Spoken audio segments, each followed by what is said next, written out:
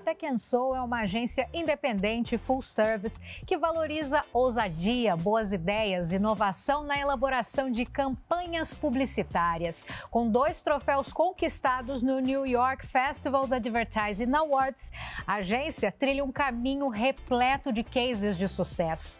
Para falar mais sobre esse trabalho, o JR Trade de hoje recebe Cláudio Calim, CEO e sócio da Tech Soul. Seja muito bem-vindo, Cláudio. Muito obrigado, é um prazer estar aqui falando com vocês. O JR Trade está na Record News, está nas plataformas digitais da Record e também na nossa versão em podcast, se você preferir nos ouvir. Seja sempre bem-vindo. Cláudio, a agência se auto-intitula Indie. O que seria isso na prática? Eu só conheci esse termo ligado à música. Sim, é verdade. Bom, o nosso mercado de agências de propaganda no Brasil, ele é tomado por agências internacionais, né? Grandes grupos internacionais. E tem um movimento de uns 5, 10 anos para cá de novas agências nacionais independentes, né? E o que é isso? Os grandes grupos internacionais estão aí, acho que das 30 maiores agências do país hoje, 25, 24 são grupos internacionais e tem algumas agências independentes fazendo barulho, até Tech Soul é uma delas, né? Que são agências nacionais, com fundadores nacionais e que estão presentes nesse novo modelo de agência. O que diferencia uma agência independente de uma agência internacional? As agências internacionais são ótimas, nada contra, está tudo certo. Temos muito boas agências internacionais estabelecidas no Brasil. Mas as agências independentes têm um formato mais enxuto, mais ágil, tem a presença dos fundadores no dia a dia da agência. As decisões são tomadas ali na mesa, onde as coisas estão acontecendo. Eu não preciso ligar para Nova York, para Paris ou para Londres para tomar uma decisão, né? Muitas vezes o anunciante ele liga para mim para alguma necessidade específica, a decisão é tomada na hora, né? Então isso cria uma agilidade muito maior. Como a gente está presente no dia a dia, a gente tem o pulso do brasileiro, a gente sabe como o brasileiro funciona, como pensa. E uma outra coisa importante que eu acho que as independentes têm, e a Tech Soul tem muito disso, é uma independência no formato da solução que a gente vai entregar para o nosso cliente. Um banco tem uma necessidade diferente de uma empresa automobilística, que é diferente de uma empresa de cerveja. Eu não posso ter uma solução única para entregar para esse cliente. Então, a gente analisa, a gente desenha essas soluções e a gente entrega soluções independentes do formato, né? Então, ser indie, ser independente é isso. É mais agilidade, é mais proximidade, é mais independência na solução que a gente vai entregar para o nosso cliente. Quando se usa esse termo indie, me remete muito a uma certa rebeldia boa, no sentido que exatamente vocês tratam aqui no site de vocês, no conceito, né, que é abolir fórmulas prontas e certezas absolutas. É bem isso mesmo na elaboração das campanhas? É isso, porque a gente não pode ter um formato só, ter uma certeza única. Cada um é um ser diferente, cada um tem uma dor, né? A gente não pode ter o mesmo remédio para uma dor diferente. Então, o ser indie é isso, é questionar os formatos, é questionar não as regras, assim, mas questionar a forma como as coisas são feitas para entregar formatos para necessidades diferentes, né? Isso cria uma visão jovem, fresh das marcas, assim, uma sensação fresca? Eu acho que isso aproxima as marcas, né? Sim, pode ser mais jovem, pode ser mais fresca, sem dúvida, mas eu acho que ela cria uma proximidade com o consumidor. Ela está mais próxima da realidade do consumidor, está mais próxima da vida do consumidor. Isso é muito importante para as marcas hoje, né?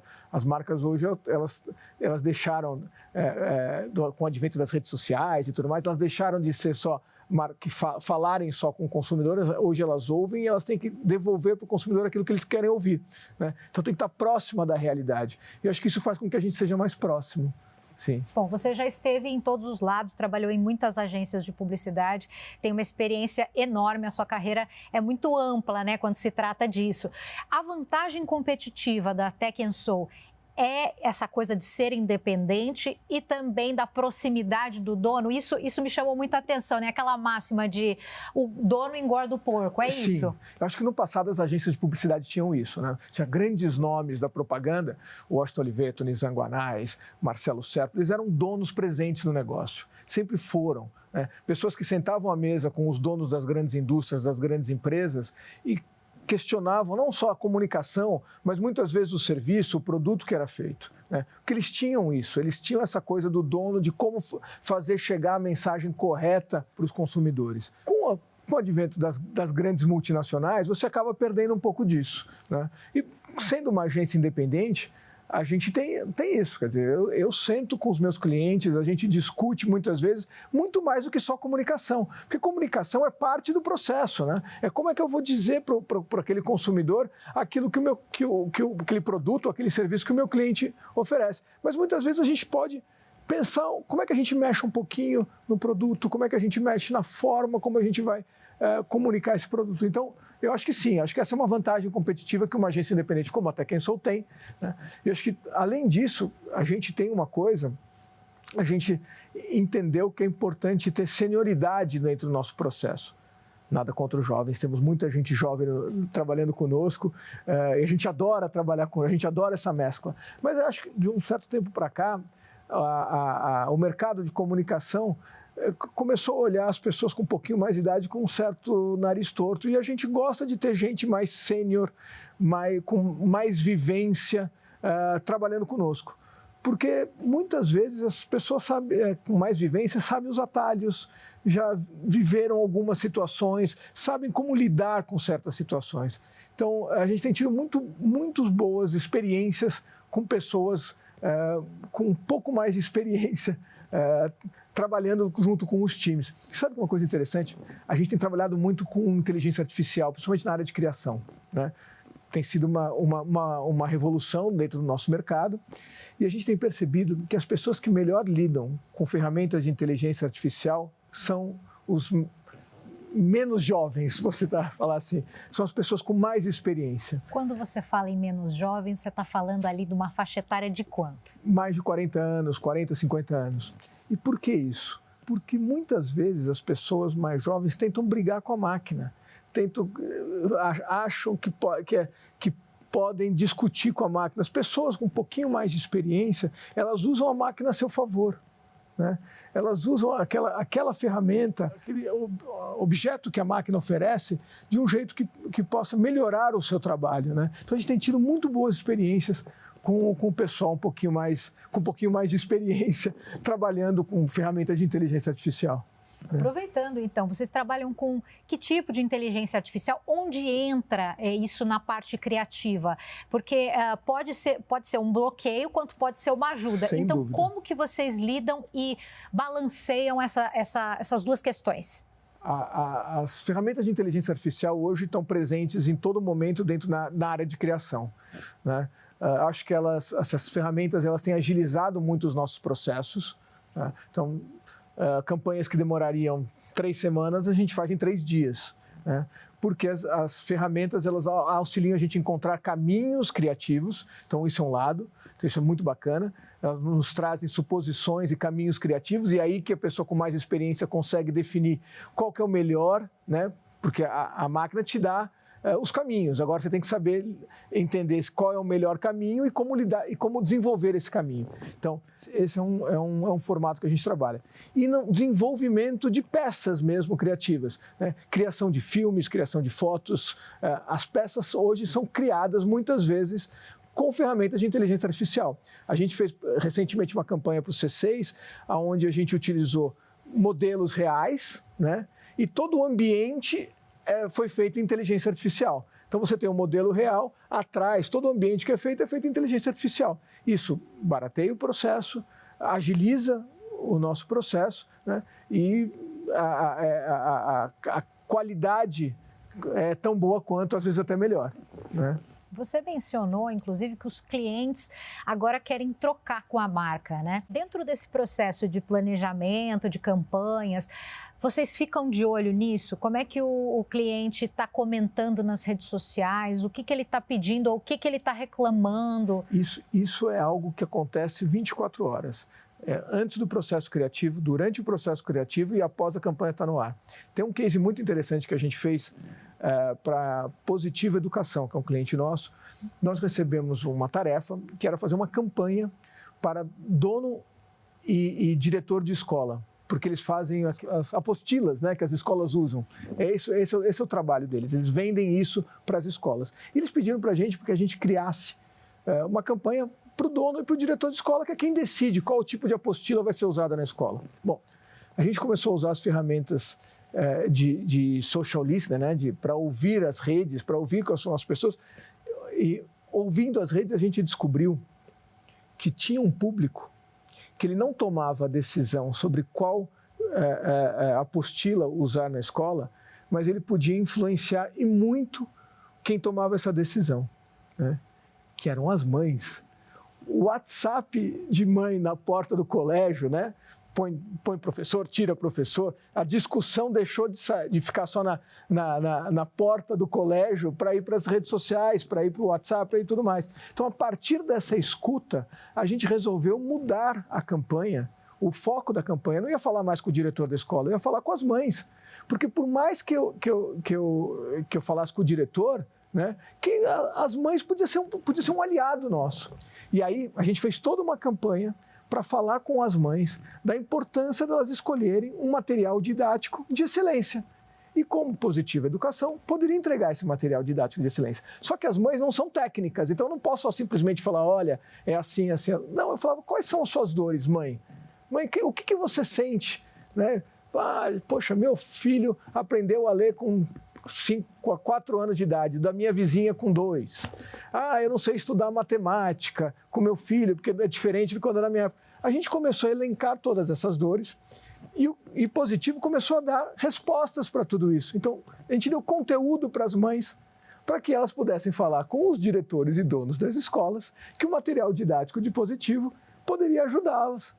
E foi um sucesso. Colocou mais de 30 mil novos alunos para dentro da base de Positivo. Uau, que resultado foi impressionante. Muito legal. E vocês, inclusive, têm um peso grande no trabalho de Out of Home. Sim. Qual que é a importância desse tipo de mídia? A Out of Home, eu acho que é a mídia que mais cresceu nos últimos anos.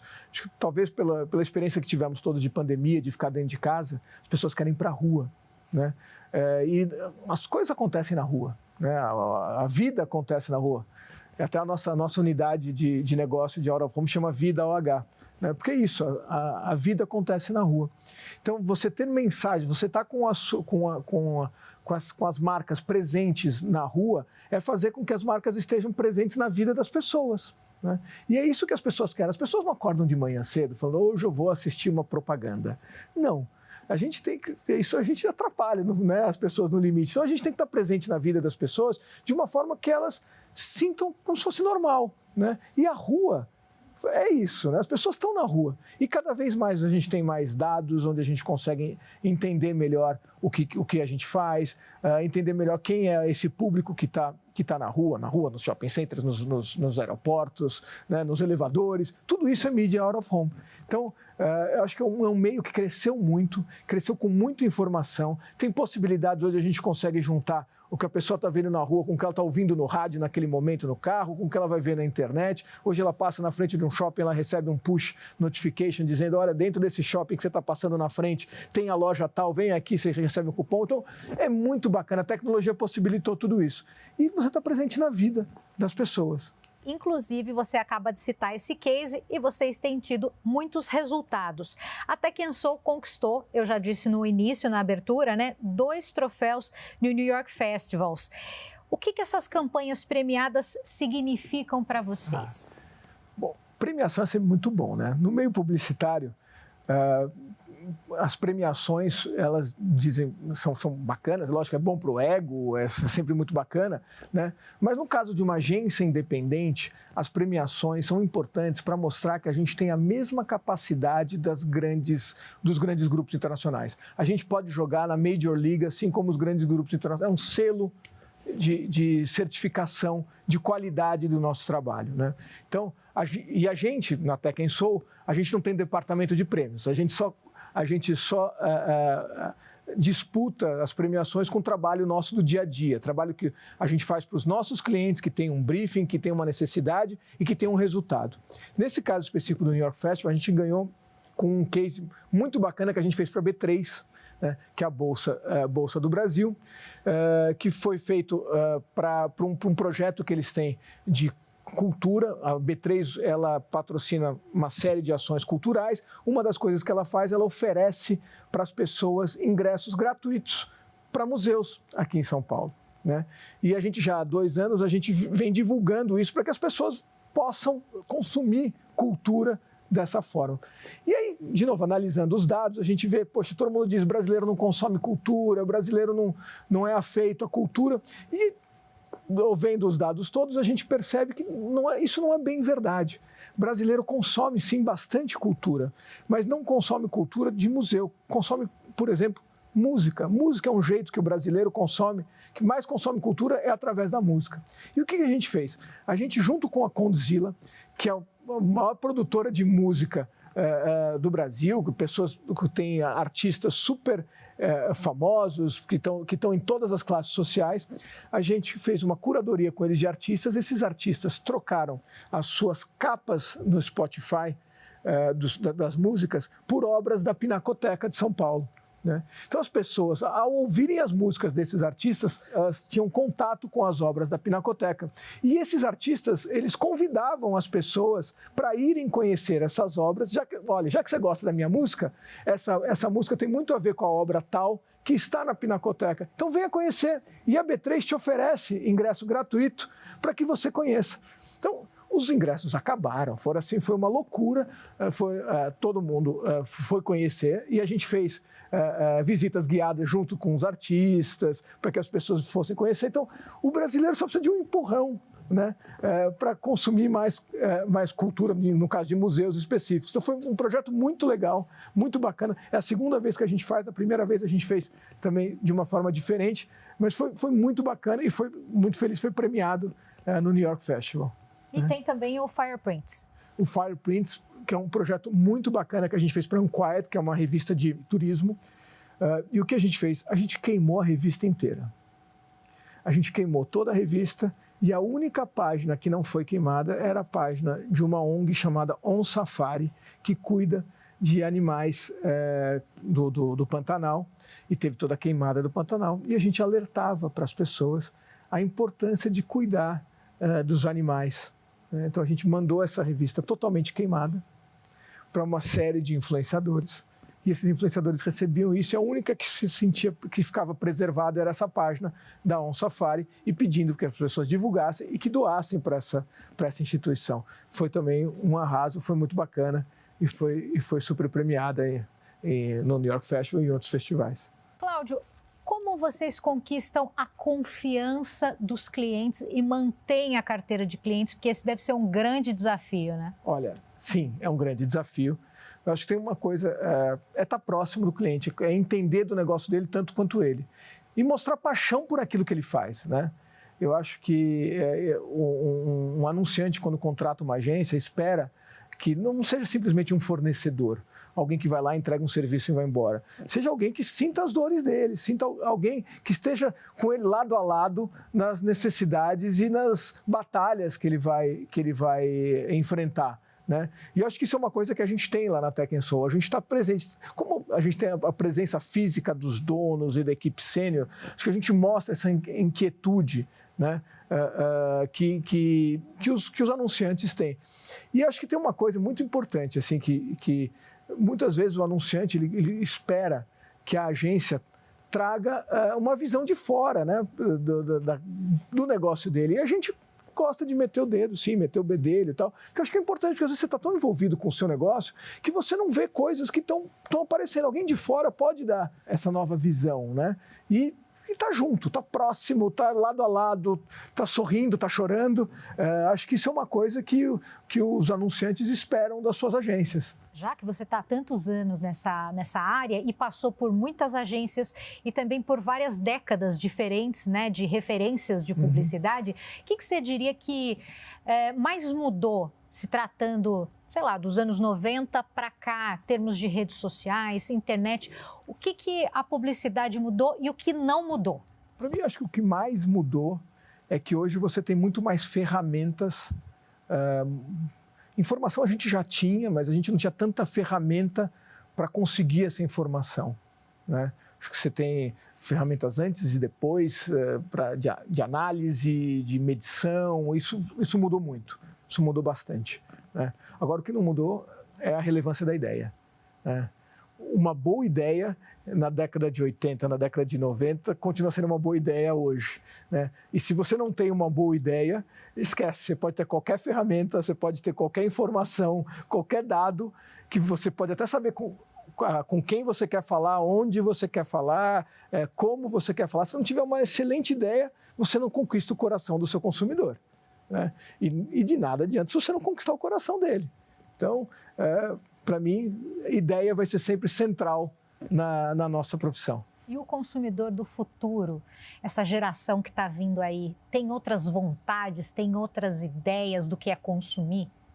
Eu acho que esse novo consumidor, esse consumidor que está se formando agora, é um consumidor que busca mais experiência. Ele não quer só simplesmente receber uma informação sobre o que o produto faz, ele quer ter uma boa experiência com aquele produto, né? Então, as marcas que entenderem que é importante você não simplesmente entregar algo, olha, eu faço isso desse jeito, não, mas entregar uma boa experiência para o consumidor, são marcas que vão crescer. Tem marcas que já entenderam isso e entregam isso para os seus clientes, né? Então, você estar presente na vida das pessoas é importante, né? Mas entregar boas experiências para aquele consumidor talvez seja mais importante ainda. Porque com a tecnologia, hoje, você ter uma diferenciação de produto dura 6 meses, né?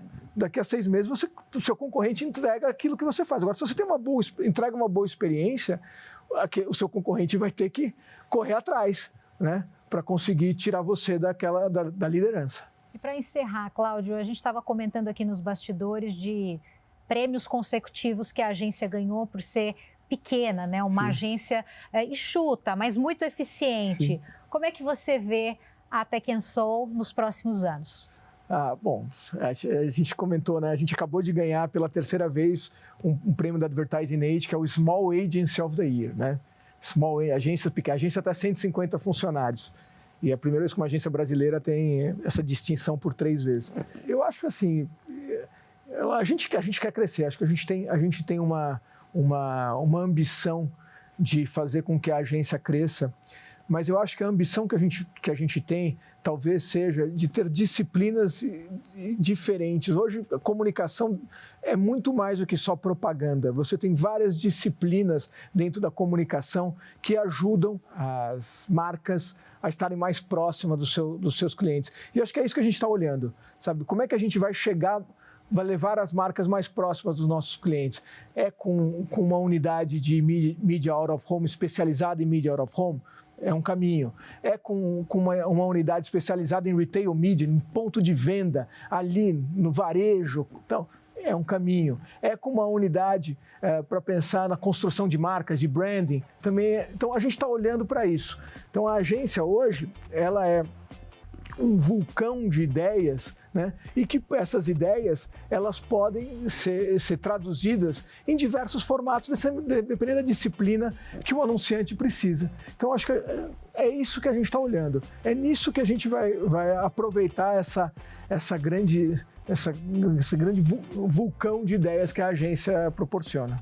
Cláudio Calim, muitíssimo obrigada por estar aqui com a gente no JR Trade. Eu que agradeço, é um prazer conversar com vocês. Obrigada também a você que ficou aqui com a gente. Se você perdeu alguma coisa dessa entrevista ou se quiser ver outras entrevistas, é só ir lá nas plataformas digitais da Record. Também tem a nossa versão em podcast e estamos na Record News também. Até a próxima. Tchau.